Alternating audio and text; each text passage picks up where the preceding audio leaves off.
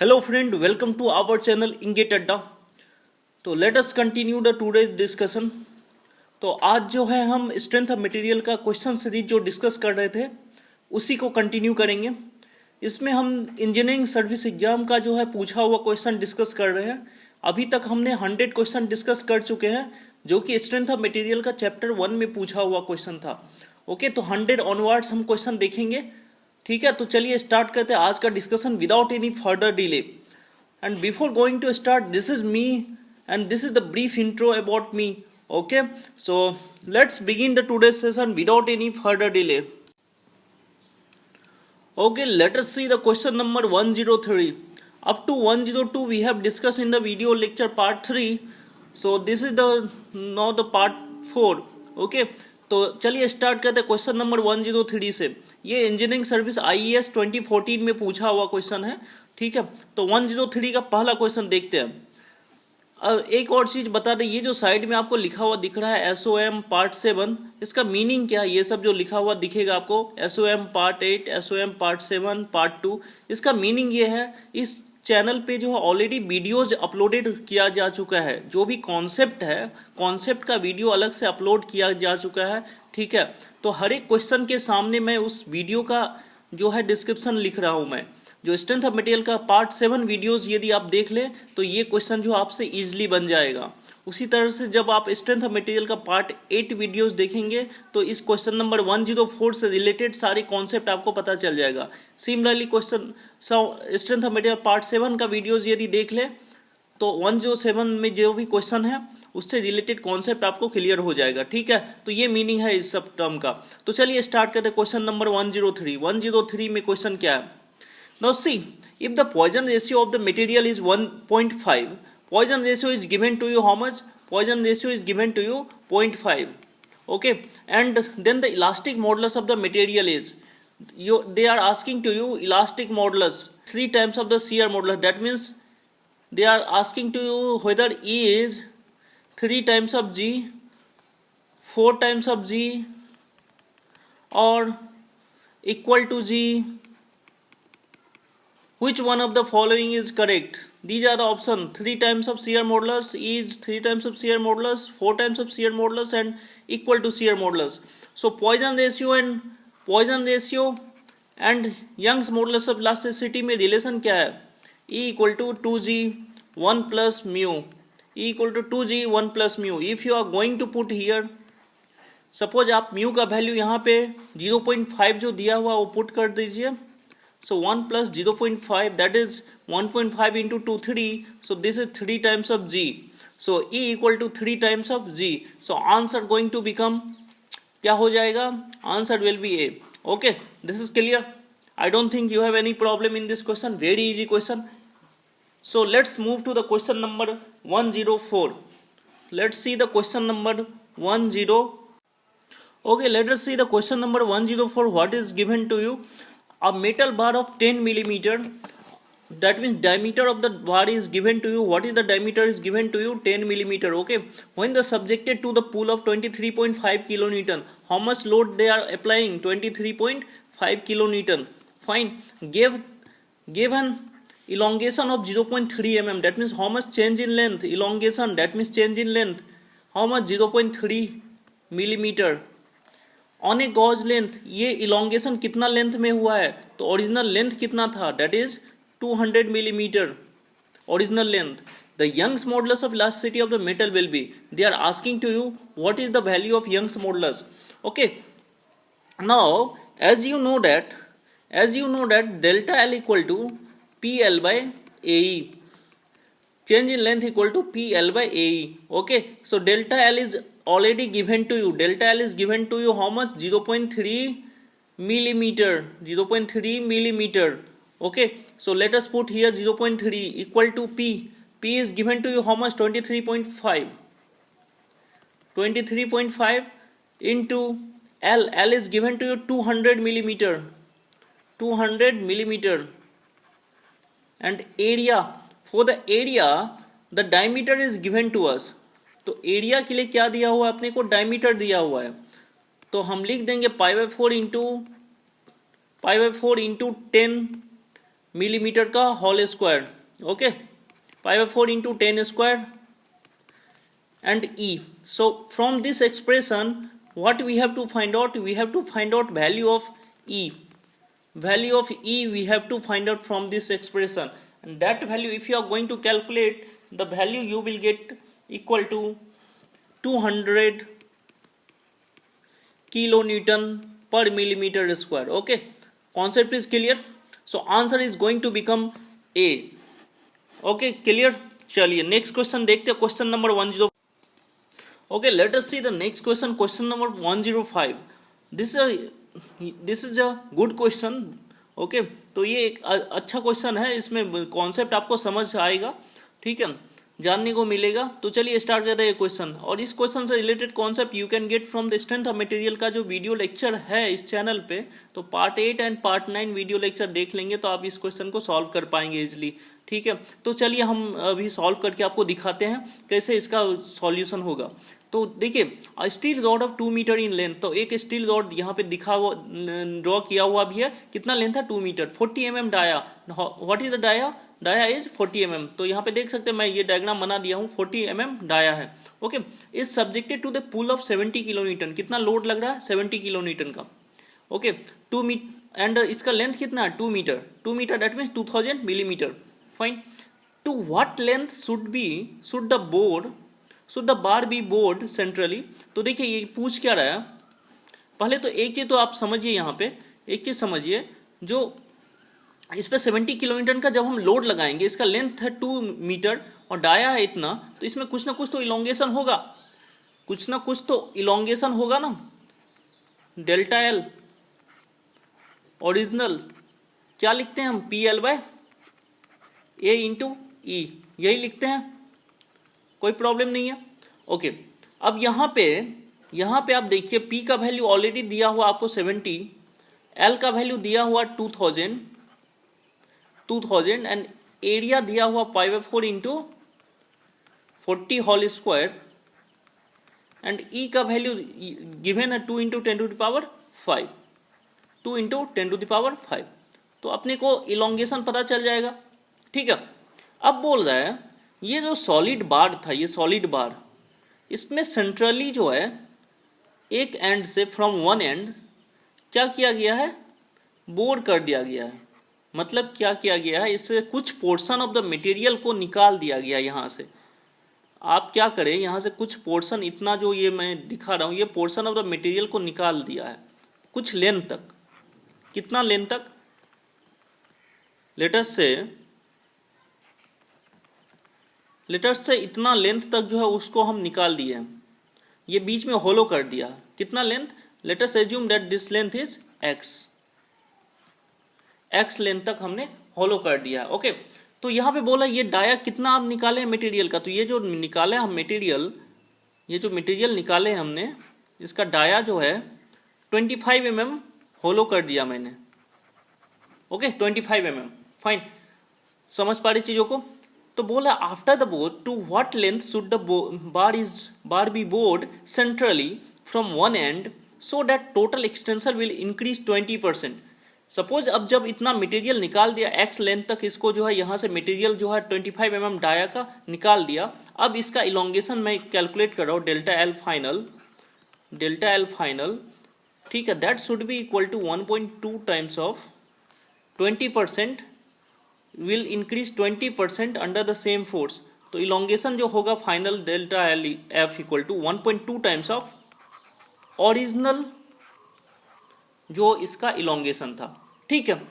तो ये पूछा जो कितना लेंथ तक जो है हमें, ऐसा कंडीशन होने के लिए हमें कितना लेंथ तक जो है मटेरियल को बोर करके निकालना पड़ेगा. फाइन, तो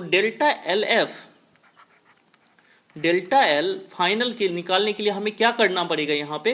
तो पहले तो अपने को ये दो पोर्शन, इस बार को कट करिए, इस बार को दो पोर्शन में कट कर लीजिए, ठीक है. एक तो हो गया आपका जहां तक जो है आप बोर्ड किए हैं, दैट मीन्स दो पोर्शन हो गया. देखिए देयर आर 2 पार्ट्स, एक तो ये हो गया इधर का, एक इधर का हो गया.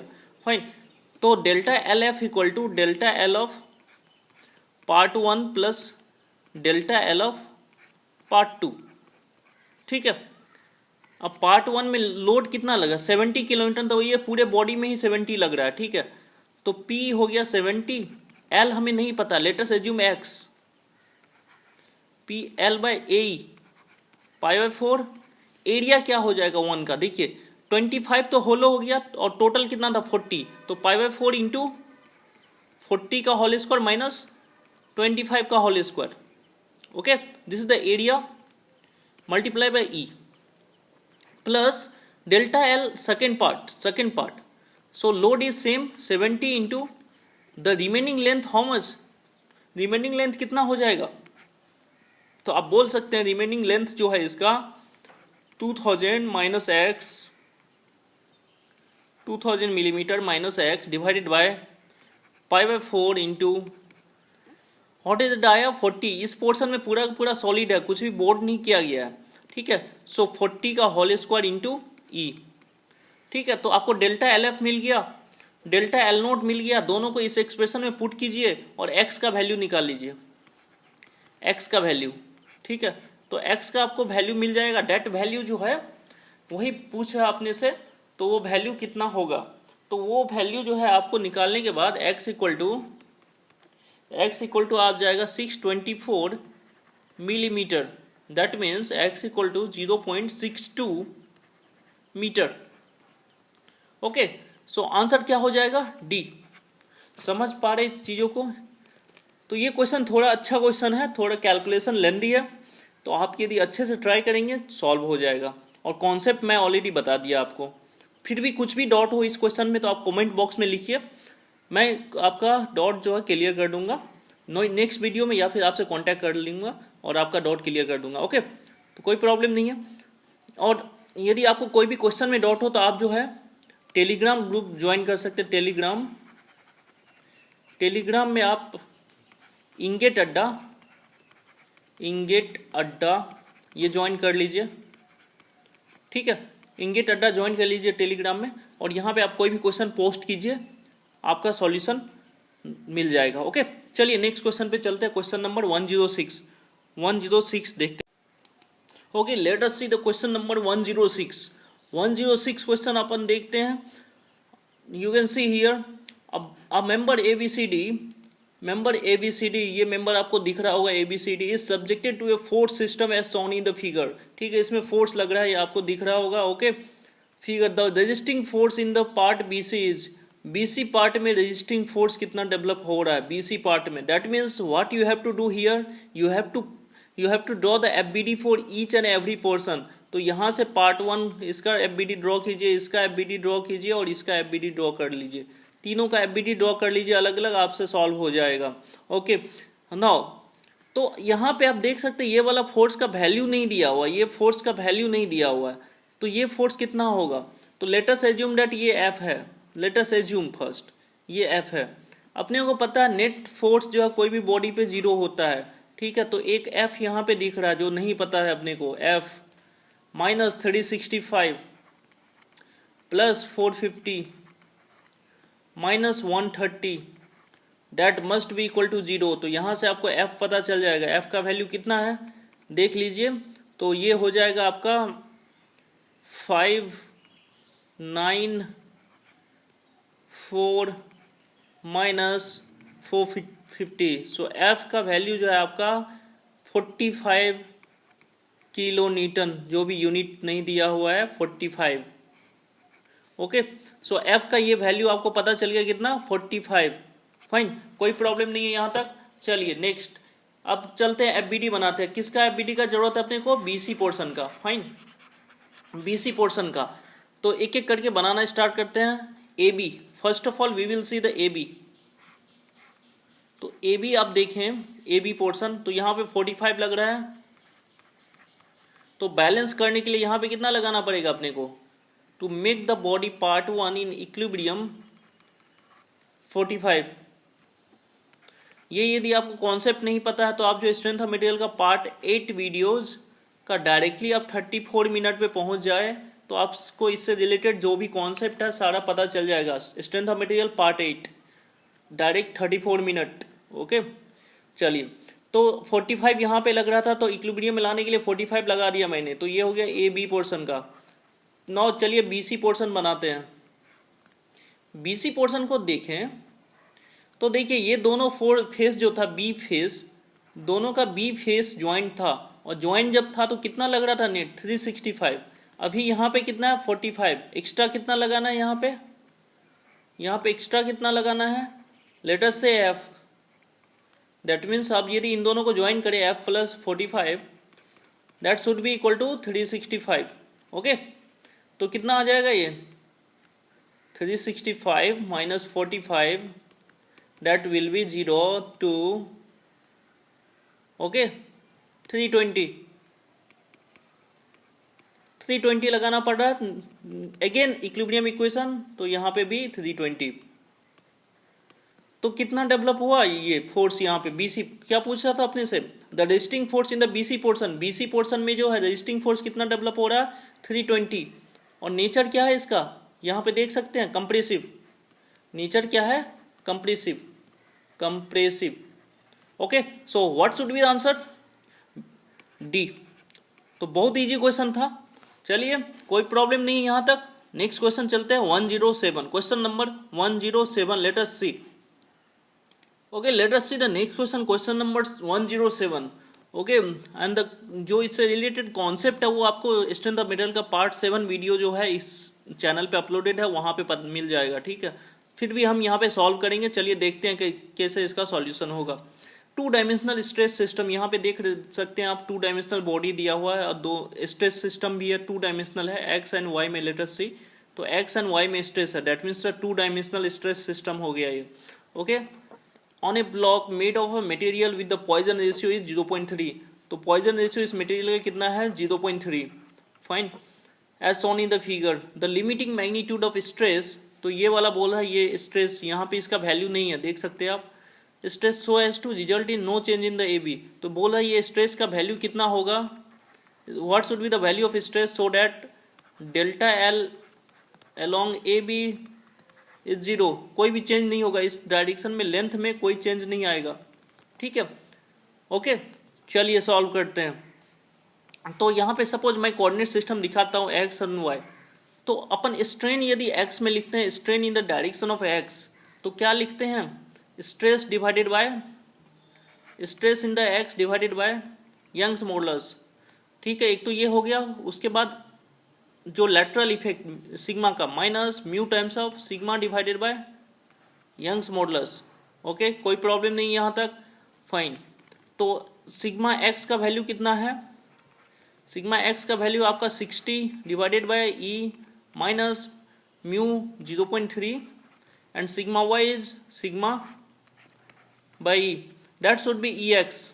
ई X is what, nothing but change in length in the direction of A B divided by original length, divided by original length. Okay, समझ पा रहे हैं चीजों को। चलिए, तो अपने को क्या चाहिए, ये वैल्यू 0 होना चाहिए, ठीक है, ये वैल्यू 0 होना चाहिए, that means 0.3 sigma it should be equal to 60, ठीक है, 0.3 सिग्मा इक्वल टू 60, तो sigma equal to how much 60 divided by 0.3। Okay, so कर लीजिए कितना आ जाएगा आपका 200 न्यूटन पर millimetre square. Very easy question, I don't think you have any doubt, कोई भी डॉट नहीं होगा आपका, I wish. So option C is the correct option, fine, कोई प्रॉब्लम नहीं यहां तक। चलिए नेक्स्ट क्वेश्चन पे चलते हैं, question number 108। Let us see the question number 108, the symmetry of a stress tensor at a point in a body when equilibrium is obtained from.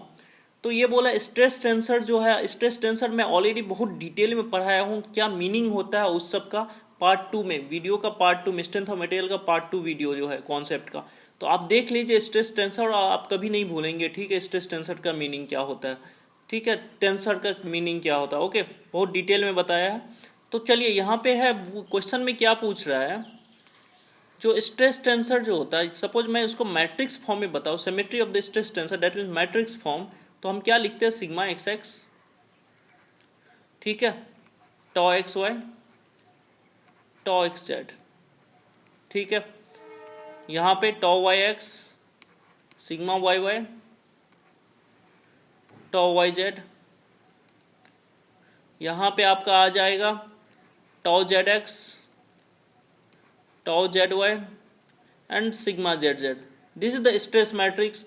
Okay, अब बोल है स्ट्रेस मैट्रिक्स जो है सिमेट्रिक मैट्रिक्स होता है, ये मैं बता चुका हूँ। सिमेट्रिक मैट्रिक्स होने का मतलब क्या है, suppose this is stress matrix, ठीक है, तो इसका जब ट्रांसपोज करें हम, transpose of A matrix will be the same matrix, तो उसी को बोलते हैं सिमेट्रिक मैट्रिक्स। यही होता है प्रॉपर्टी आपका सिमेट्रिक मैट्रिक्स का।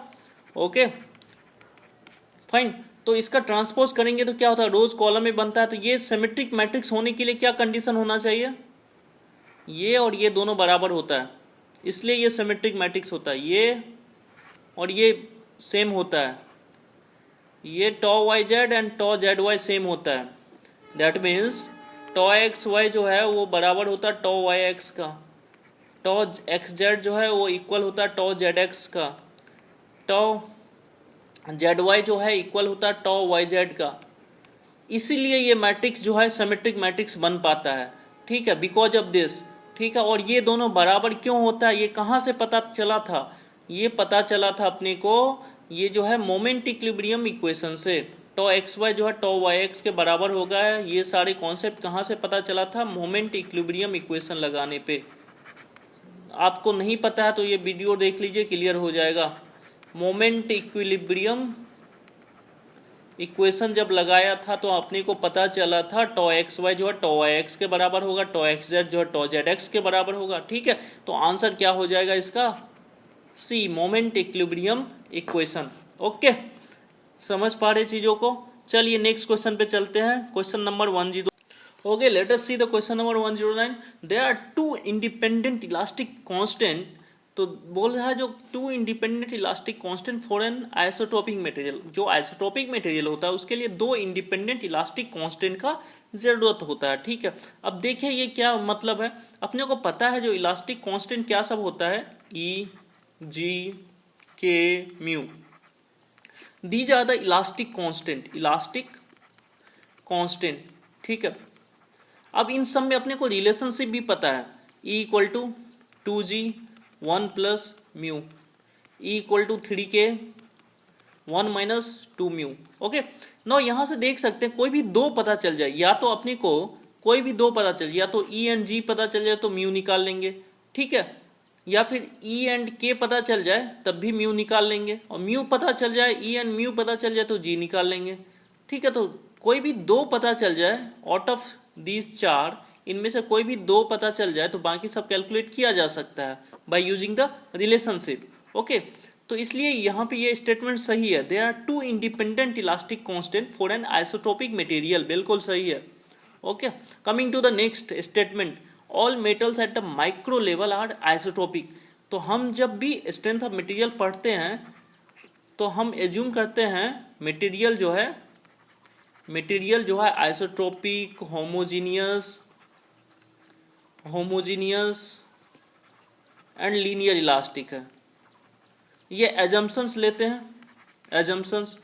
अब कोई भी चीज का एजम्पशंस लेने का क्या मतलब है, एजम्पशंस तभी लिया जाता है जब ये एक्चुअल में नहीं हो रहा हो। एक्चुअल में जब कोई भी चीज नहीं होता है तभी हम एजम्पशन लेते हैं, हम एज्यूम कर लेते हैं हो रहा होगा, बट एक्चुअल में नहीं हो रहा है, ठीक है। तो कोई भी मटेरियल जो परफेक्टली आइसोट्रोपिक नहीं होता है, ये मटेरियल जो है इसका इस डायरेक्शन में या इसके पॉइंट के चारों ओर का प्रॉपर्टी सेम नहीं होता, वो डिफरेंट होता है, ठीक है। यदि आप इसको माइक्रो लेवल पे देखें तो पूरा का पूरा प्रॉपर्टी, हर एक जगह का प्रॉपर्टी आपको डिफरेंट मिलेगा। दैट मीन्स नॉन आइसोट्रोपिक होगा बॉडी, नॉन होमोजीनियस होगा, नॉन आइसोट्रोपिक होगा, नॉन होमोजीनियस होगा, ठीक है। समझ पा रहे चीजों को। एट माइक्रो लेवल पे आप जाके देखिए, स्मॉल लेवल पे तो पूरा का पूरा डिफरेंट होगा, हर एक जगह का प्रॉपर्टी नॉन आइसोट्रोपिक होगा, नॉन होमोजीनियस होगा, ठीक है। तो अब देखिए statement 2, all metals at micro level are isotropic, बिल्कुल गलत। एट माइक्रो लेवल जो है जितने भी मेटल्स होता है सब के सब नॉन आइसोट्रोपिक होता है, आइसोट्रोपिक नहीं होता है, ठीक है। तो statement 1 is true, this is correct, this is false, so answer will be C. Okay, कोई प्रॉब्लम नहीं यहां तक। चलिए नेक्स्ट चलते हैं question number 110। Let us see the question number 110। The failure surface of a standard cast iron. देखिए cast iron जो होता है, कास्ट आयरन ये एक ब्रिटल मटेरियल है, brittle material.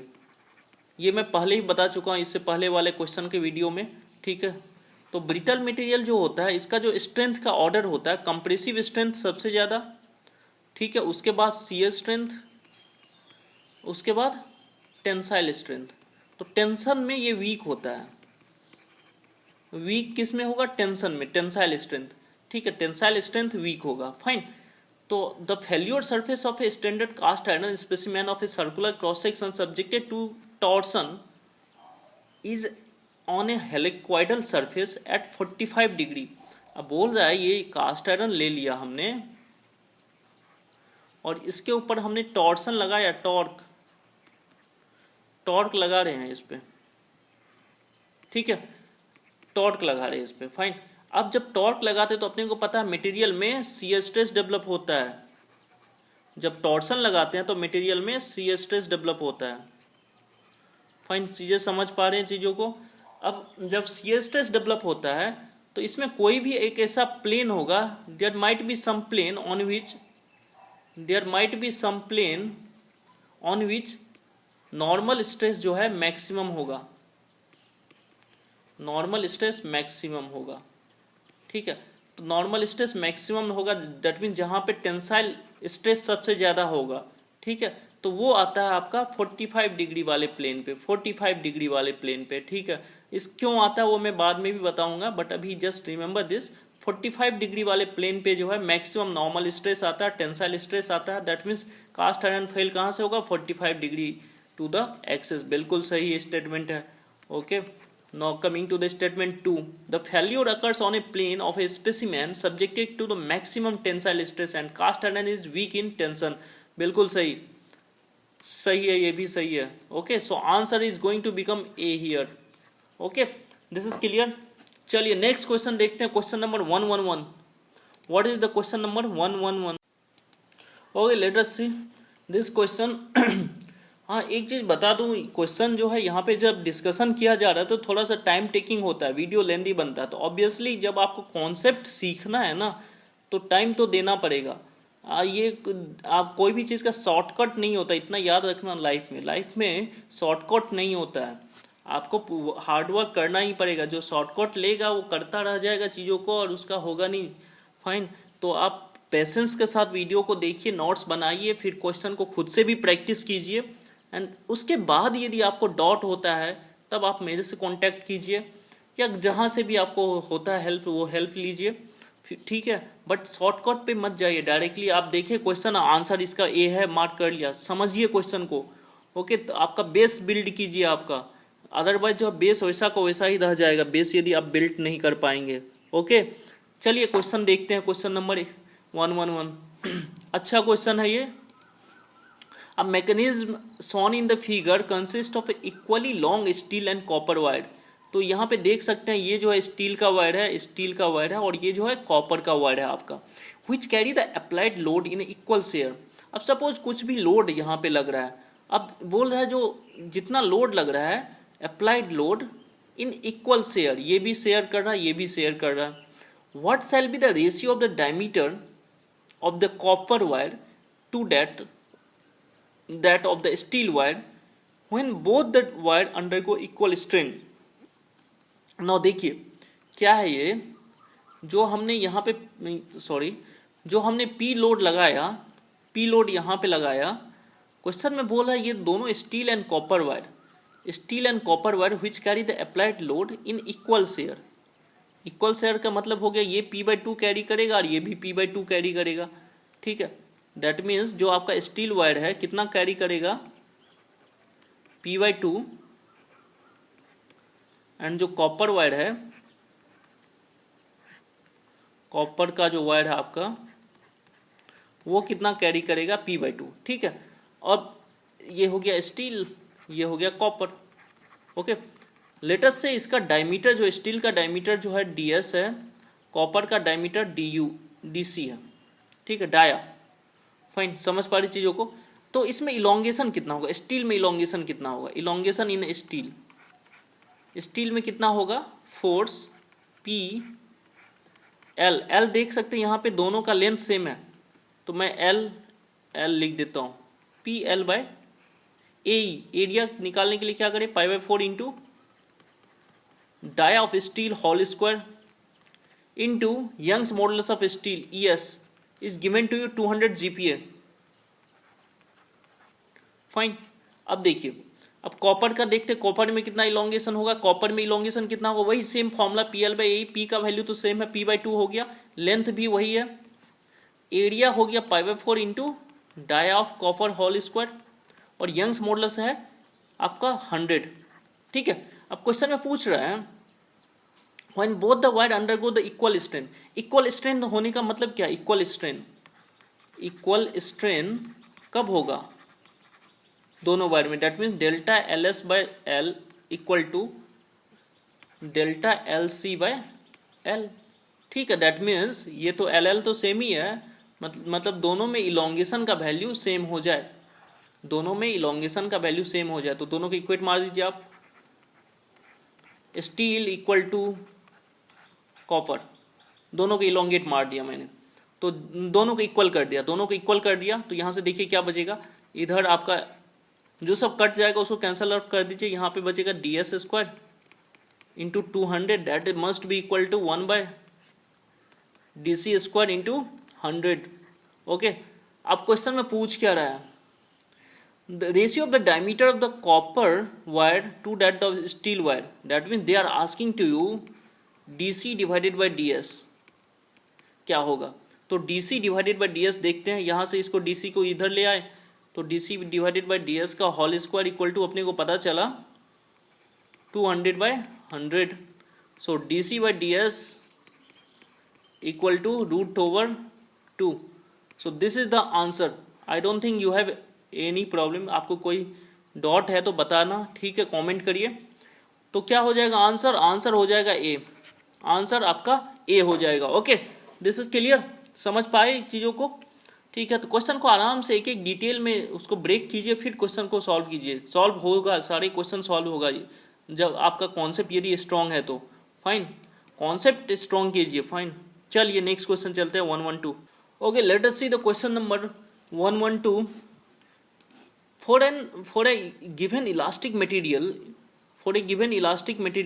the elastic modulus E, elastic modulus आपको दिया हुआ है, ठीक है, कितना दिया हुआ, 210 GPa, और GPa कितना होता है पता है, 210 इंटू 10⁹ PA होता है, ठीक है, वैसे बता देता हूँ, ये याद रखना कभी जरूरत पड़ जाए। Okay, and Poisson ratio given है आपका कितना है, 0.27, कोई प्रॉब्लम नहीं है। What is the approximate value of modulus of rigidity? Modulus of rigidity, that means क्या पूछ रहा है अपने से, G का वैल्यू पूछ रहा है, पता ही है अपने को, अभी तो एक्सपर्ट बन चुके होंगे। E equal to 2G 1 plus mu, ठीक है, G equal to E by 2 1 plus mu. यही फायदा होता है, आप यदि इंजीनियरिंग सर्विस का क्वेश्चन बनाए ले तो एक क्वेश्चन, एक फॉर्मूला इतना बार रिपीट होता है कि आपको याद हो जाएगा, इसलिए बोला जाता है क्वेश्चन बनाना चाहिए, क्वेश्चन बनाना चाहिए। अलग से फॉर्मूला याद करने से अच्छा क्वेश्चन बनाओ, क्वेश्चन भी बन जाएगा और फॉर्मूला भी याद हो जाएगा, ठीक है।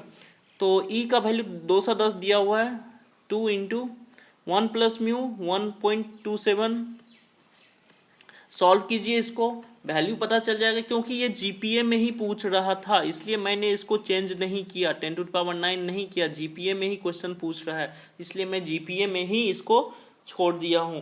क्लियर है, समझ पा रहे चीज़ों को, कोई प्रॉब्लम नहीं है यहाँ तक।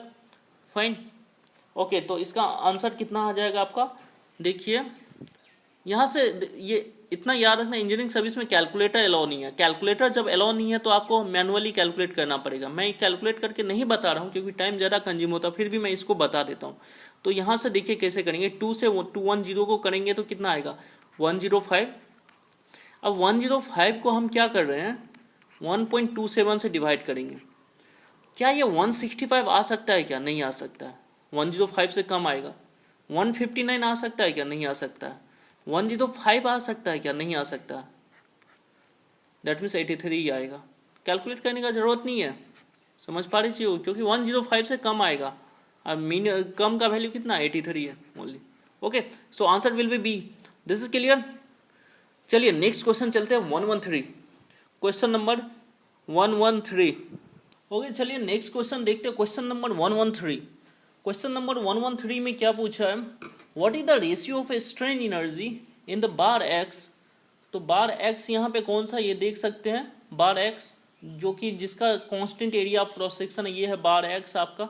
Okay to the bar Y, ये है bar Y. Okay when the material of the two bars is the same, दोनों जो सेम मटेरियल से बना हुआ है, the cross section areas are indicated over the indicated length. ठीक है, तो पूछा स्ट्रेन एनर्जी कितना होगा, स्ट्रेन एनर्जी एक्स में कितना होगा और स्ट्रेन एनर्जी वाई में कितना होगा, दोनों का रेशियो पूछा अपने को।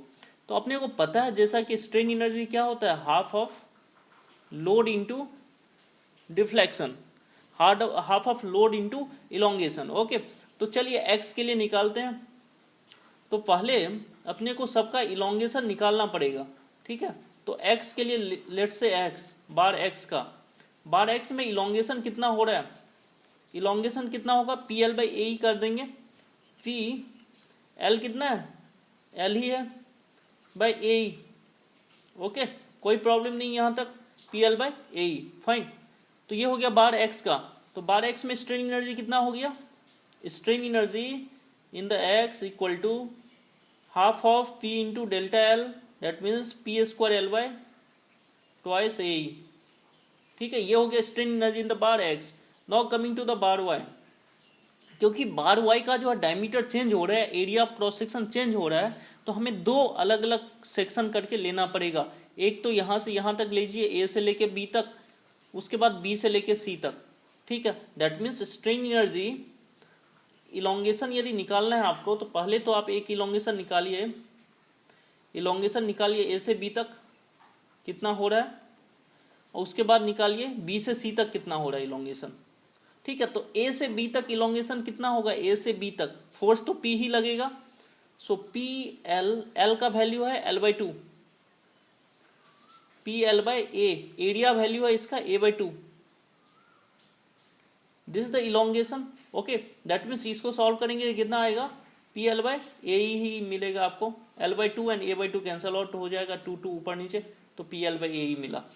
उसी तरह से बीसी के लिए आप जाएं, बीसी पोर्शन के लिए, ये वाले पोर्शन के लिए इलोंगेशन निकालें, तो लोड पी था, तो इसमें भी पी ही आएगा। जब आपको क्रॉस कट करके आप बीडी बनाएंगे तो बीसी में भी लोड पी आएगा।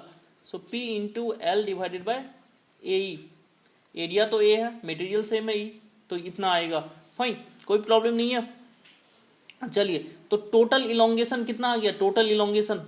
अब स्ट्रेन एनर्जी लिख लेते हैं वाई के लिए। वाई में स्ट्रेन एनर्जी कितना हुआ, पहले तो strain energy of A B plus strain energy of B C. ठीक है, strain energy of A B and strain energy of B C, इन दोनों का समेशन करने पे आपको टोटल स्ट्रेन एनर्जी मिल जाएगा। तो ए बी का स्ट्रेन एनर्जी कितना होगा, हाफ ऑफ लोड कितना लग रहा था पी, चेंज इन लेंथ कितना हुआ ए बी में, P L by A. Okay कोई प्रॉब्लम नहीं यहां तक, प्लस हाफ ऑफ बीसी में भी कितना लोड आएगा, पी ही आएगा, और इलोंगेशन कितना हुआ, पी एल बाई ए। तो टोटल स्ट्रेन एनर्जी इन दोनों का समेशन करेंगे कितना आएगा, P square L by A. Okay तो अपन को पूछ क्या रहा था, इन दोनों का ratio, strain energy in the X divided by strain energy in the Y. So this if you are going to take the ratio of these two, इन दोनों का रेशियो ले लें तो कितना आ जाएगा, देखिए कितना आएगा, 1/2 आ जाएगा, बाकी सब तो सेम ही है। 1/2 ऑप्शन मैच नहीं कर रहा है, दैट मीन्स कहीं पे मिस्टेक किया है अपन। देख लेते हैं एक बार, यहाँ पे P लग रहा था, A/2 एरिया था, E है यहाँ पे PL by A, delta L of AB निकाल लिया। Okay let me check this. यहाँ पे आप देख सकते हैं डेल्टा L ऑफ BC जब हमने निकाला है, BC पोर्शन का BC, ठीक है, डेल्टा L ऑफ BC, तो P लोड तो वही P आएगा, L का वैल्यू BC पोर्शन का L का वैल्यू L/2, यहाँ पे मिस्टेक हुआ था L/2। ओके एरिया A है तो P L/2 बाई ए, तो यहाँ से ये यहाँ पे कितना हो जाएगा, ये वैल्यू जो है P L by twice A is the elongation, तो उसको यहाँ पे पुट करेंगे पी एल बाई ट्वाइस ए, ठीक है, और ये दोनों का समेशन करेंगे, कितना आ जाएगा 3/4। ओके, अब रेशियो ले लीजिए आप, तो कितना आ जाएगा 1/2 और इसका 3/4। ओके, सो आंसर आ जाएगा आपका 2/3 आंसर आएगा। क्लियर है, कोई प्रॉब्लम नहीं यहाँ तक, कुछ भी डाउट हो आप तो कमेंट बॉक्स में लिखिए। Fine, so answer will be B. This is clear. तो ये क्वेश्चन था आपका स्ट्रेन एनर्जी से। चलिए नेक्स्ट क्वेश्चन चलकर देखते हैं, क्वेश्चन नंबर 114 क्या है। क्वेश्चन नंबर 114 देखते हैं। Okay okay, let us see the question number 114। Lead a material used in the construction, ठीक है, बोला ये मटेरियल को कंस्ट्रक्शन में यूज करते हैं जिसका यंग्स मॉडुलस बोल रहा है कितना है 15 GPa एंड बल्क मॉडुलस कितना है 50 GPa। What is the Poisson ratio? तो पॉइजन रेशियो के साथ Young's modulus and bulk modulus का क्या रिलेशनशिप होता है? E = 3k 1 - 2 mu. ओके, तो यहां से आप पॉइजन रेशियो निकाल सकते हैं। E का वैल्यू दिया हुआ 15, 3 इंटू K का वैल्यू दिया हुआ 50, 1 - 2 म्यू, ठीक है। So 15 divided by 150 equal to 1 - 2 mu, that means 1/10 equal to 1 - 2 mu. So 2 mu equal to 1 - 1/10, that means 9/10। So mu equal to 9/10 into 2, that means 0.9/2, that means 0.45। So answer will going to become D. कोई problem नहीं, यहां तक समझ पा रहे चीजों को। चलिए नेक्स्ट क्वेश्चन, बहुत इजी क्वेश्चन था ये, ठीक है। नेक्स्ट क्वेश्चन देखते हैं, क्वेश्चन नंबर 115। तो यहां से आप देख सकते हैं क्वेश्चन नंबर 115 क्या पूछा आपसे। For a block with the Young's modulus, for a block with the Young's modulus of its material is 210। तो यंग्स मॉडुलस आपको दिया हुआ कितना है 210 है। Okay, and it's Poisson ratio is 0.25। When the subjected to a stress system as shown in the figure, what is the magnitude of stress sigma? So for the no strain along the AB, बोला इस direction में elongation नहीं हो बिल्कुल भी, उसके लिए इसका स्ट्रेन कितना होगा। ये सेम क्वेश्चन पहले भी अभी डिस्कस कर चुके हैं। फाइन, तो पहले तो स्ट्रेन निकाल ले। Let us say this is x, this is y। Okay, तो strain in the direction of x equal to sigma x by E minus mu times of sigma y by E. So sigma x equal to 60 by E minus mu times mu equal to कितना 0.25। sigma y is sigma, okay. और Ex का मतलब क्या, change in length in the direction of A B divided by original length of A B. बोल रहा है question में no strain along the A B, कोई स्ट्रेन नहीं होगा along the A B, that means ये वैल्यू 0, ये value 0। तो अब 0 पुट करेंगे तो क्या आ जाएगा 0.25 sigma equal to 60। So sigma equal to 60 divided by 0.25। Fine, तो आंसर इसका कितना हो जाएगा देख लीजिए, 25 चौके 240। So answer will be D. Clear? Okay, चलिए नेक्स्ट क्वेश्चन चलते हैं, क्वेश्चन नंबर 116 क्वेश्चन देखते हैं क्या पूछा है। स्टेटमेंट वाला क्वेश्चन है आपका। The failure surface of an axially loaded mild steel. ये क्वेश्चन कितना बार कर चुके हैं, अभी तक 3-4 बार ये क्वेश्चन अपन जो है ऑलरेडी कर चुके हैं, ठीक है। तो ये एक चीज ध्यान रखना, इंजीनियरिंग सर्विस एग्जाम में जो है क्वेश्चन रिपीट होता है, ठीक है। कुछ क्वेश्चन जो है रिपीट होता रहता है एवरी ईयर, तो इसलिए प्रीवियस क्वेश्चन करना ज्यादा बेनिफिशियल होता है। ओके, चलिए क्वेश्चन देखते हैं। The failure surface of an axially loaded mild steel. चलिए पहले तो माइल्ड स्टील फिर से मैं बता देता हूं क्या है, डक्टाइल मटेरियल है, डक्टाइल मटेरियल है माइल्ड स्टील। और डक्टाइल मटेरियल जो होता है वो वीक किस में होता है, वीक इन शियर, शियर में वो फेल होगा, ठीक है। सर्कुलर क्रॉस सेक्शन है along a plane of 45 degree to the axis of specimen. बोल रहा है ये जो डक्टाइल मटेरियल है माइल्ड स्टील जो है, इसमें एक्सियली लोड लगाया, जब हम एक्सियली लोड लगाते हैं तो ये जो फेल होगा ये 45 डिग्री पे होगा। बिल्कुल सही है। जब हम यहाँ पे लोड लगाएंगे तो मैक्सिमम शियर वाला जो प्लेन होगा, this is the plane of maximum shear, plane of maximum shear. ठीक है, तो जो भी प्लेन ऑफ मैक्सिमम शियर होगा वहीं से फेल होगा, क्योंकि वीक इन शियर होता है। तो ये 45 डिग्री जो होता है प्लेन ऑफ मैक्सिमम शियर आता है इसमें। ठीक है, जो कि हम स्ट्रेस, प्रिंसिपल स्ट्रेस वाले चैप्टर में ये सब देखेंगे, इसलिए मैं नहीं बता रहा हूँ अभी। ओके, बट अभी आप याद रखिए 45 डिग्री पे ये फेल होगा। ये बिल्कुल सही स्टेटमेंट है, this is perfectly correct. Now see the question, statement 2. The failure occurs on a plane of the specimen subjected to the maximum shear stress and mild steel is relatively weak in shear. बिल्कुल सही। So answer is going to become A because the statement 2 is explaining the statement 1. Okay, that's why the answer is A. Fine. चलिए next question देखते हैं, question number 117। Let us see the next question, question number 117।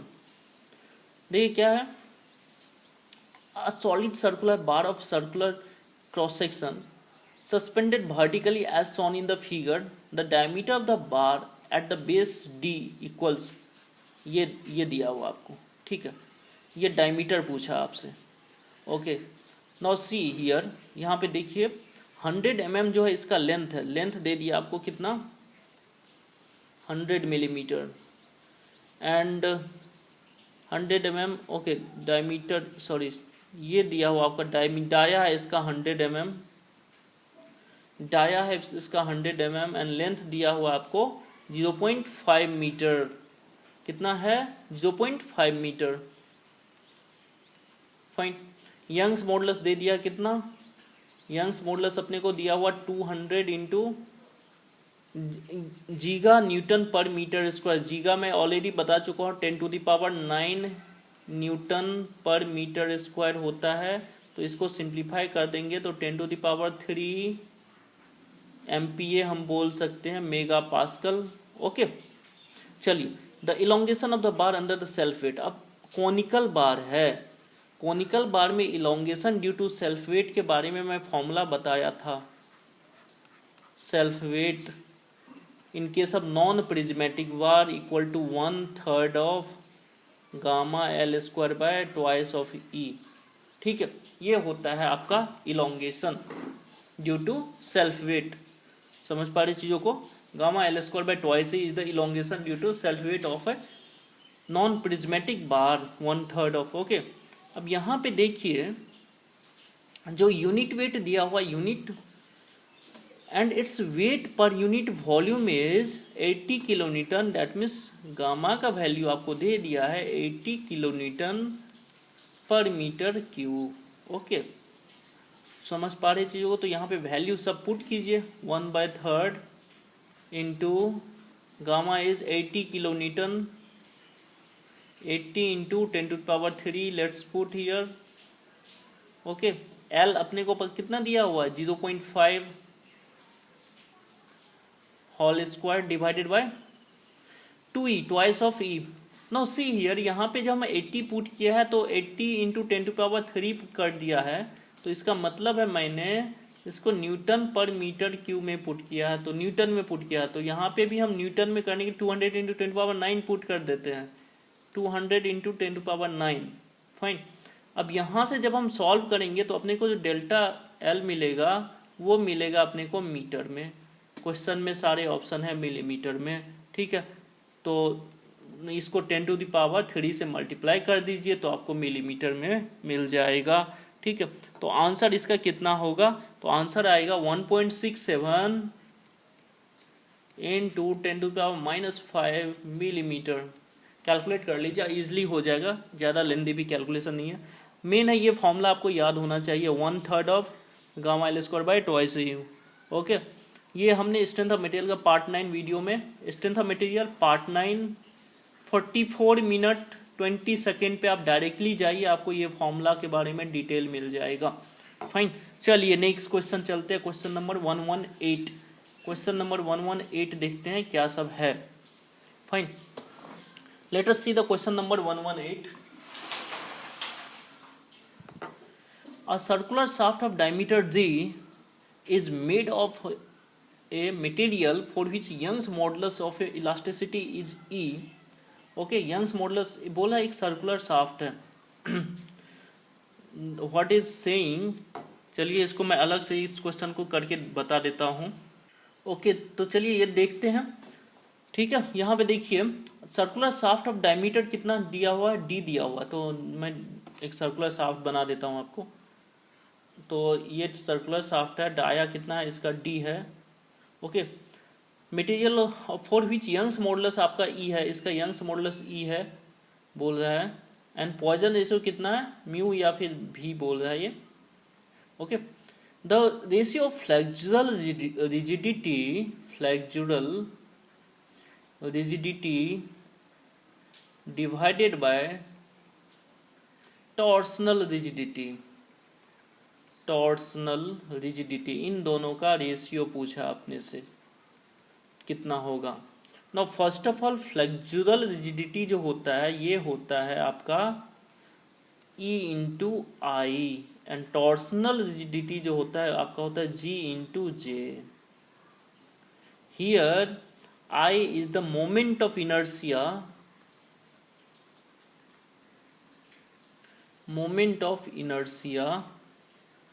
and J is the polar moment of inertia. Okay, polar moment of inertia. कोई problem नहीं यहां तक. अब polar moment of inertia को J से represent करते हैं, IP से भी रिप्रेजेंट करते हैं. ठीक है, और अब देखिए I का वैल्यू क्या होता है, I का वैल्यू होता है πd4/64. आपको पता ही होगा सर्कुलर शाफ्ट के लिए πd4/64. एंड J का जो वैल्यू होता है, J या फिर IP, वो होता है Ixx plus Iyy. That means यहाँ पे हो जाएगा twice of πd4/64. That means πd4/32. यहाँ तक कोई प्रॉब्लम नहीं है. अब देखिए अपने को निकालना क्या है, EI डिवाइडेड बाय GJ, इन दोनों का रेशियो निकालना है. फाइन. अब E एंड G में एक रिलेशनशिप अपने को ऑलरेडी पता है. E एंड G में क्या रिलेशनशिप होता है, E equal to 2G 1 plus mu. So E by G equal to 2 into 1 plus mu. ये रिलेशनशिप पता है अपने को. ठीक है, चलिए तो I का वैल्यू मैं पुट कर देता हूँ πd4/64. πd4/64 divided by πd4/32 multiply E by G equal to 2 into 1 plus new.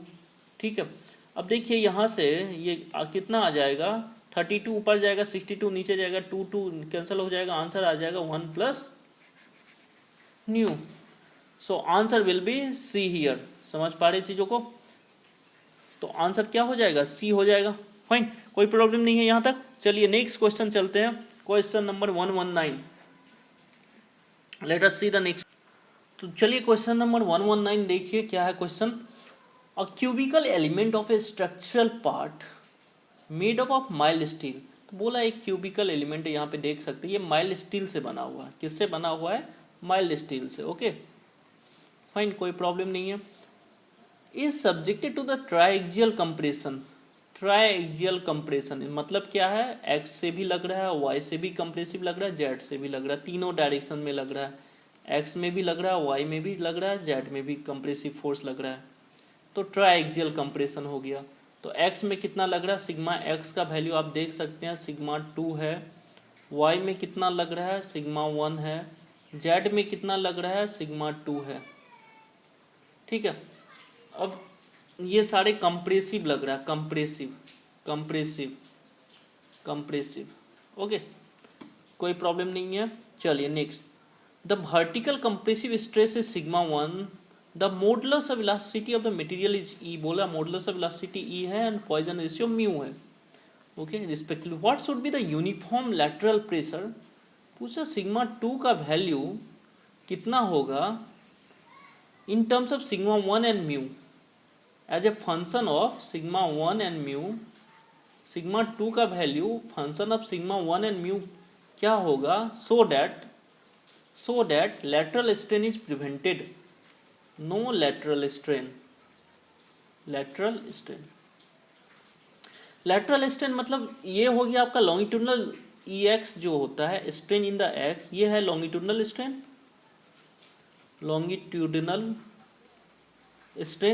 इसके अलावा जो भी डायरेक्शन है that is the lateral strain. तो EY बोले या EZ बोले that is the lateral strain. EY और EZ ये सारे के सारे lateral strain है. ओके, कोई प्रॉब्लम नहीं है. चलिए, तो EY मैं निकाल के बताता हूँ. EY बोले या EZ बोले, दोनों lateral ही है. तो strain in the direction of Y, तो Y के डायरेक्शन में एक तो सिग्मा 1 खुद ही है ये, तो लिखा मैंने माइनस ऑफ सिग्मा 1 बाय ई. कोई प्रॉब्लम नहीं है यहाँ तक, ठीक है. माइनस ऑफ सिग्मा 1 बाय ई. चलिए, क्लियर है यहाँ तक. ओके, एक्चुअली यहाँ पे क्वेश्चन में लैटरल डिफाइन नहीं किया गया किसको लेना है लैटरल, बट यदि आप कॉमन सेंस लगाए तो यहाँ पे देखिए सिग्मा जेड का वैल्यू कितना है, सिग्मा 2. सिग्मा जेड का वैल्यू है सिग्मा 2 एंड सिग्मा एक्स का वैल्यू है सिग्मा 2. मतलब ये दोनों जो है लेटरल है, ये दोनों लेटरल हुआ क्योंकि दोनों का वैल्यू जो है यहाँ पे सेम है. और ये है आपका लॉन्गिट्यूडनल कंसीडर कर रहा है. ओके, तभी तो ये लेटरल डायरेक्शन में आपसे पूछा. लेटरल डायरेक्शन तो कोई भी हो सकता है, दोनों, ठीक. तो दोनों के डायरेक्शन में सेम होगा तभी तो दोनों का रिजल्ट सेम आएगा, तभी तो आपका आंसर मैच हो पाएगा. ठीक है, समझ पा रहे. तो मतलब लेटरल एंड लॉन्गिट्यूडनल जो है यहाँ पे थोड़ा सा आपको अच्छे से दिमाग लगाना पड़ेगा. लेटरल किसको लेना है और लॉन्गिट्यूडनल किसको लेना है. In this question EY is the longitudinal strain, okay, and EX equal to EZ will be lateral strain. क्यों इक्वल होगा EX EZ? बिकॉज X में भी सिग्मा 2 लग रहा है और Z में भी सिग्मा 2 लग रहा है, तो इसलिए सेम ही आने वाला है. ओके, तो समझ पा रहे चीजों को. तो अब पूछा सिग्मा 2 का वैल्यू क्या होगा, सिग्मा 2. अब हम लेटरल में से कोई भी EX ले लें, लेटरल है ये अपना, ओके, X. तो मैं लिख रहा हूं minus of sigma 2 EX equal to minus of sigma 2 by E. Minus क्यों ले रहा हूं, क्योंकि यहाँ पे कंप्रेशन है सारे के सारे, ठीक है. तो minus of sigma 2 by E minus, अब इसका भी इफेक्ट आएगा, सिग्मा 1 का भी आएगा सिग्मा 2 में, minus mu times of minus of sigma 1 by E minus mu times of minus of sigma 2 by E. That must be equal to 0. No lateral strain मतलब 0. Fine. तो यहां से आप सिग्मा 2 का वैल्यू जब निकालें, सिग्मा 2 इक्वल टू, देखिए negative negative सब कॉमन ले लीजिए, ई हटा दीजिए, तो क्या बचेगा सिग्मा 2, ठीक है. और एक यहां से आपका आएगा minus of mu sigma 2, okay, that should be equal to mu sigma 1. Okay, so sigma 2 equal to mu of sigma 1 divided by 1 minus mu. तो ये आपका आंसर आएगा. So mu of sigma 1 divided by 1 minus mu, so answer will be A. इसमें थोड़ा सा tricky था. क्या tricky था, अपने को लॉन्गिट्यूडनल एंड लैटरल किसको लेना है, ठीक है. तो लॉन्गिट्यूडनल क्वेश्चन में पूछा था लैटरल स्ट्रेन, ओके. तो लैटरल स्ट्रेन जब क्वेश्चन में पूछा है तो लैटरल तो 2 होगा, एक लॉन्गिट्यूडनल होगा, तो दोनों लैटरल डायरेक्शन में सेम होना चाहिए, तभी तो हम आंसर कर पाएंगे, ठीक है. तो यहाँ पे दो लैटरल डायरेक्शन जहाँ पे कम स्ट्रेस का वैल्यू सेम है उसी को हम लैटरल लेंगे, बाकी को हम लॉन्गिट्यूडनल ले लेंगे. फाइन. तो ये था कॉन्सेप्ट इसके पीछे. चलिए, समझ आ गया चीजें. चलिए नेक्स्ट क्वेश्चन चलते हैं. नेक्स्ट क्वेश्चन देखते हैं 120, क्वेश्चन नंबर 120. तो क्वेश्चन नंबर 120. अब जो है इंजीनियरिंग सर्विस 2016 का क्वेश्चन स्टार्ट हो गया. 2016 में ये पूछा हुआ क्वेश्चन है. इससे पहले जो था वो 2015 था. तो सीरियल वाइज ईयर वाइज हम चलते जा रहे हैं. तो ये सब क्वेश्चन अब 2016 का आएगा. सो this is the question of 2016 engineering service exam. तो देखिए क्वेश्चन क्या है. 2 similar bar of steel and aluminium. 2 बार है, एक है स्टील का बना हुआ, दूसरा किसका है, एल्यूमिनियम का बना हुआ है, ठीक है, aluminium. Fine. Okay. Are heated to a same temperature, दोनों का टेम्परेचर कितना सेम है, सेम टेम्परेचर पे दोनों को हीट किया है, delta T. Force are applied at the ends of the bar to maintain their length unaltered. अब बोल रहा है ये जो बार था स्टील का जो बार है एंड एल्युमिनियम का जो बार है, देखिए इन दोनों पे फोर्स लगाया इन दोनों पे फोर्स लगाया. अब टेम्परेचर जब चेंज होगा तो इसका लेंथ में चेंज होने का ट्राई करेगा, ठीक है, इलोंगेट होने का ट्राई करेगा, बट इसमें हम कितना कंप्रेसिव फोर्स लगा दे जिससे कि इलोंगेशन जीरो हो. ठीक है, चलिए नेक्स्ट इसमें पढ़ते हैं क्या दिया हुआ. If the forces are applied at the ends of the bar, ठीक है, तो ये स्टील पे भी लगा दिया और एल्यूमिनियम पे भी लगा देते हैं फोर्स. एल्यूमिनियम पे भी अपन फोर्स लगा देते हैं, एल्यूमिनियम है, लेट अस से P फोर्स लगा दिया दोनों साइड से. Okay, if the ratio of Young's modulus of steel and aluminium is 3, बोला स्टील का जो यंग्स मॉडुलस है और एल्यूमिनियम का जो यंग्स मॉडुलस है, इन दोनों का रेशियो 3 है. And the ratio of coefficient of thermal expansion of steel to the aluminium is 0.5. बोल रहा है स्टील एंड एल्यूमिनियम इन दोनों के कोफिशिएंट ऑफ थर्मल एक्सपेंशन का रेशियो कितना है, 0.5. What is the stress on a bar if the stress of the steel, what is the stress of the aluminium bar. बोला स्ट्रेस एल्यूमिनियम में कितना होगा, ठीक है. If the stress on the steel bar is 100 MPa, steel में जब stress जो है कितना डेवलप हो रहा है, 100 MPa. ठीक है, ये क्वेश्चन. अब देखिए यहां पे बोल रहा है दोनों साइड से जब इसको फोर्स लगा दे, दोनों साइड से फोर्स लगा दे, और बोल रहा है जो there should not be applied at the ends to maintain their length unaltered, उसके लेंथ में कोई चेंजेस नहीं होगा. अब लेंथ में कोई चेंजेस नहीं होगा तो इसका मतलब है ये एक फिक्स की तरह बिहेव कर रहा है. आप बोल सकते हैं फिक्स की तरह बिहेव कर रहा है, तो यहाँ पे स्ट्रेस कितना डेवलप हो रहा होगा स्टील में, thermal stress alpha into T into E. उसी तरह से जब एल्यूमिनियम में भी दोनों साइड से फोर्स लगा दिया जिससे कि इसका लेंथ में कोई चेंज नहीं हो सकता है, तो ये फिक्स की तरह बिहेव करेगा. तो एल्यूमिनियम में कितना स्ट्रेस है, अल्फा इंटू टी इंटू ई. ठीक है, समझ पा रहे चीजों को. ये एल्यूमिनियम का है, ये स्टील का है, ई of steel, E of aluminium. Fine, कोई प्रॉब्लम नहीं है यहाँ तक. अब दोनों का रेशियो देख लेते हैं. तो sigma S divided by sigma aluminium, okay, अब that is equal to alpha S T into E S divided by alpha of aluminium into T into E of aluminium. Temperature तो दोनों में सेम डिग्री इंक्रीज हुआ था, तो ये और ये कैंसल आउट हो गया. Alpha S by alpha aluminium यहाँ से वैल्यू पुट कर दीजिए 0.5 and E S by E aluminium 3.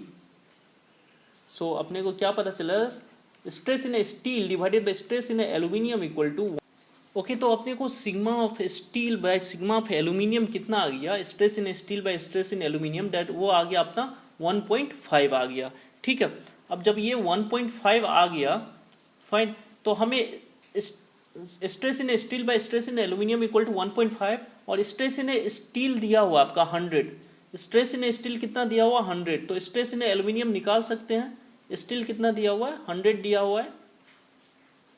Aluminium में कितना हो जाएगा, 100 डिवाइडेड बाय 1.5. ठीक है, तो 100 डिवाइडेड बाय 1.5 कर लीजिए, देखिए कितना आएगा.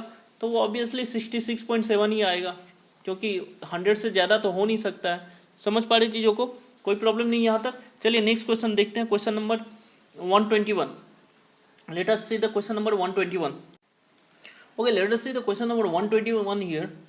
Which of the following represents constitutive relationship? Constitutive relationship क्या होता है, जो material specific relationship होता है. That means different material के लिए different material specific relationship. ठीक है, समझ पा रहे चीजों को. जो material specific relationship होगा, तो अपना जो मटेरियल स्पेसिफिक रिलेशनशिप जो है system of force in equilibrium, ये मटेरियल का स्पेसिफिक नहीं है, ये सबके लिए वैलिड होगा. रोटेशनल डिस्प्लेसमेंट इन स्ट्रक्चर सबके लिए, मटेरियल से रिलेटेड नहीं है. ठीक है। Vertical displacement of A structure नहीं है। तो जो स्ट्रेस स्ट्रेन कर्व है वो हर एक मटेरियल का डिफरेंट होता है, ठीक है। सो this is the stress strain behaviour of a material is the constitutive relationship. Okay, so answer will going to become here D. Okay, clear? Coming to the next, you can see the question 122. Consider the following statement.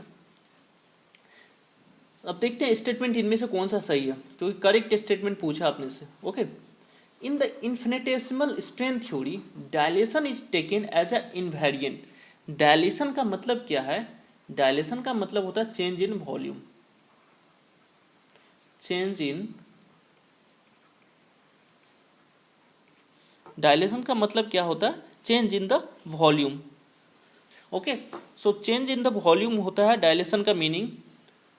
तो जब हम small element लेते हैं इन इन्फिनेटेसिमल strain theory, छोटा छोटा जो आप बार ले लीजिए, इसमें से एक एक इंडिविजुअल स्मॉल स्मॉल एलिमेंट ले लीजिए, ठीक है. इज टेकन एज इनवेरिएंट मतलब हम जो ये छोटा एक एलिमेंट ले लें, ये छोटा सा एलिमेंट, हम इसको एज्यूम करते हैं इसमें का वॉल्यूम में कोई चेंज नहीं हो रहा है, ये एज्यूम करके चलते हैं. यदि आप इस स्मॉल लेवल पे आप चले, इन्फिनेटेसिमल लेवल मतलब स्मॉल स्मॉल डिफरेंशियल एलिमेंट ले ले, उसके वॉल्यूम में कोई चेंज नहीं हो रहा, ठीक है. तो ये एज्यूम करके चलते. तो ये वही यहाँ पे बोला है, in the infinitesimal strain theory dilation is taken as invariant. समझ पा रहे चीजें? सही है. Dilation is not proportional to the algebraic sum of normal stress. Dilation is not proportional to algebraic sum of the normal stress. तो यहाँ पे जो आप ये जो बोल रहा है, जो चेंज इन वॉल्यूम है वो प्रोपोर्शनल नहीं होता है जो आपका चेंज. अपने को पता है जो चेंज इन वॉल्यूम होता है या फिर वॉल्यूमेट्रिक स्ट्रेन जो लिखते हैं अपन, वॉल्यूमेट्रिक स्ट्रेन. तो वॉल्यूमेट्रिक स्ट्रेन क्या होता है? Change in volume by original volume equal to E X plus E Y plus E Z, ठीक है. तो चेंज इन वॉल्यूम जो है directly proportional to sum of the normal strain का समेशन होता है, ना कि स्ट्रेस का. ओके, आप ये नहीं बोल सकते स्ट्रेन का है तो स्ट्रेस का भी होगा. फाइन, समझ पा रहे चीजों को, क्योंकि वो मटेरियल स्पेसिफिक प्रॉपर्टी है. फाइन, तो दैट मीन्स जिस मटेरियल का डायरेक्टली प्रोपोर्शनल होगा stress is directly proportional to strength, तब वहां पे बोल सकते हैं, बट बाकी मटेरियल में नहीं बोल सकते हैं, ठीक है. तो ये सही है. Dilation is not proportional to the algebraic sum of all the normal stress. Okay, this is correct. Next, the shearing modulus is always less than elastic modulus. अब शियरिंग मॉडुलस क्या होता है? शियरिंग मॉडुलस होता है जी. जी जो है बोल रहा है always less than elastic modulus. अब E equal to G one, E equal to 2G 1 plus mu होता है. Okay, E equal to 2G 1 plus mu. अब यहां से आप G का वैल्यू देखिए, G equal to E by 2 1 plus mu. अब यहां से देख सकते हैं म्यू का वैल्यू जो है, म्यू का वैल्यू वो कितना होता है कोई भी मेटल के लिए, कोई भी मटेरियल के लिए, ठीक है. वो होता है आपका 0 से लेके 0.5 तक,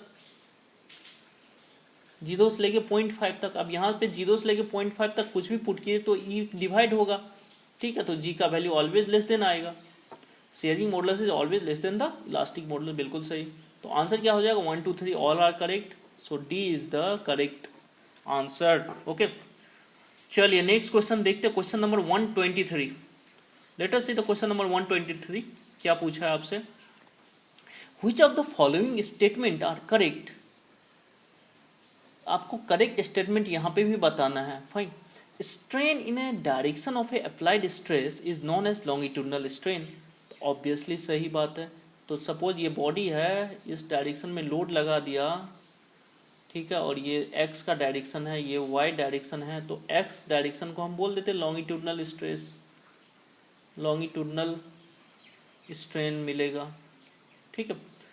सही है. Next, tensile stress result in tensile strain in linear and lateral direction. गलत. देखिए अब यहाँ पे हमने टेंसाइल लोड लगाया, तो EX का वैल्यू क्या आ जाएगा? टेंसाइल में इलोंगेट होगा, बट Y के डायरेक्शन में क्या होगा? वो कंप्रेस होगा बॉडी. तो टेंसाइल स्ट्रेस जो लग रहा है वो लीनियर मतलब लॉन्गिट्यूडनल डायरेक्शन में तो टेंसाइल स्ट्रेन क्रिएट कर रहा है, बट लैटरल डायरेक्शन में कंप्रेसिव कर रहा है। ओके, तो ये गलत है। Next, strain in all the direction perpendicular to the applied stress are known as lateral strain। तो ये जिस डायरेक्शन में हमने लोड लगाया इसके बाकी जो भी डायरेक्शन है सब हमें क्या बोलते हैं, लैटरल। ये भी लैटरल हो गया, ये भी लैटरल हो गया, सही बात है। Strain in all the direction perpendicular to the applied stress, applied stress के परपेंडिकुलर जो भी डायरेक्शन है that is known as lateral strain, बिल्कुल सही। Next, ratio of change in volume to the original volume is known as volumetric strain, बिल्कुल सही। So answer is 1, 3 and 4। So answer will be B. Okay, तो ये था आज का discussion अपना। तो अभी तक जो है अपन जो कोई इंजीनियरिंग सर्विस का 2016 तक का सारे क्वेश्चन कर लिए हैं, 2016 तक। ओके, तो 123 number of total question complete हो चुका है। आपको कुछ भी डाउट होगा यहाँ तक तो आप कमेंट बॉक्स में लिखिए, या फिर आप जो टेलीग्राम ग्रुप ज्वाइन कर लीजिए। टेलीग्राम ग्रुप में जो है इंगेट अड्डा करके है, इंगेट अड्डा, आप टेलीग्राम ग्रुप पे ज्वाइन कर सकते हैं इस पे, ठीक है। और यहाँ वहाँ पे आप कुछ भी डाउट हो तो आप पूछ सकते हैं। फाइन, चलिए। और आपको यदि ये वीडियो पसंद आता हो तो आप सब्सक्राइब कीजिए, चैनल को सब्सक्राइब कर लीजिए, ठीक है। लाइक कीजिए वीडियो को, शेयर कीजिए फ्रेंड के साथ शेयर कर लीजिए, जिससे कि ज़्यादा को ये फायदा हो सके, ठीक है। यहाँ पे जितना डिटेल में बताया जा रहा है ना, आपको कहीं भी इतना डिटेल में नहीं बताया जाएगा। बाकी सब बहुत सारे यूट्यूब चैनल मिलेंगे पूरा फ्रॉड टाइप का, बस आपको आंसर देख के ये आंसर ऐसे करेगा, ठीक है। That is the totally waste of the time. You are not gaining a simple concept. एक यदि सिंगल कॉन्सेप्ट गेन नहीं कर रहे तो आप टाइम वेस्ट कर रहे हो, ठीक है। कोई जरूरत है सेम क्वेश्चन आएगा, डिफरेंट क्वेश्चन आएगा, तो कॉन्सेप्ट पता होगा तो आप लगा पाएंगे, ठीक है। तो चलिए आज के लिए इतना ही रखते हैं। Thank you very much.